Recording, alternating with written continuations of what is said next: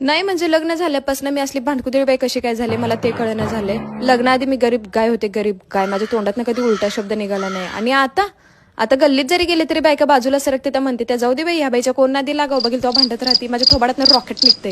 माझ्या तोंडात आहे ना 500,000ची माळ लावावी असं माझं तोंड बडबड करायला लागते.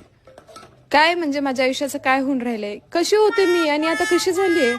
माझा चेहरा किती सुंदर होता, तेजस्वी होते मी कंटिन्यू हसत राहायची, मी आनंदी असायची. आणि आता बघेल तेव्हा माझ्या थोबाडावर नुसते 12 वाजलेले असते, ताट्यापिट्या पडलेले असतात, माझं नाक नुसतं फुगत राहते. कधी माझ्या नाकाच्या पाकळ्या वेगळ्या होते ते देव जाणे. हे असलं करून करून कुण्या दिवशी माझं थोबाड वाकडं होतंय काय माहिती. आता माझ्या सासरची लोक मला बघायला आलते तेव्हा वाटलं होतं त्यांना किती गरीब आहे मुलगी, किती सुंदर आहे, किती छान आवाज यायचा. मी त्यांना हे देऊ का ते देऊ का अशी करायची. आणि आता काय पाहिजे, कशाला पाहिजे, घ्या की तुम्ही, हे असले घाणेरडे आवाज निघतात माझ्या तोंडातून. मी माझी स्वतःची किती काळजी घ्यायची, मी माझे हात सुद्धा सांभाळायची, मेनिक्युअर करायची. आणि आता ढुंगणं धुते लेकरांचे, फक्त ढुंगणं. माझा ड्रेस सुद्धा मी किती जपायची, याच्यावर कधी डाग लागू दिला नाही. आणि आता लेकरा हाकतेत मुततेत तरी बी मला फरक पडत नाही. मधल्या रूम मध्ये राहिलं तर त्याच्यावर मांजर बी हाकून जाते.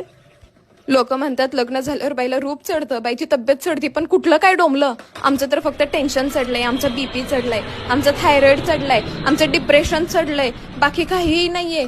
आणि ह्या सगळ्या गोष्टीला फक्त ते नवरा कारणीभूत आहे. नाही म्हणजे लग्न झाल्यापासून मी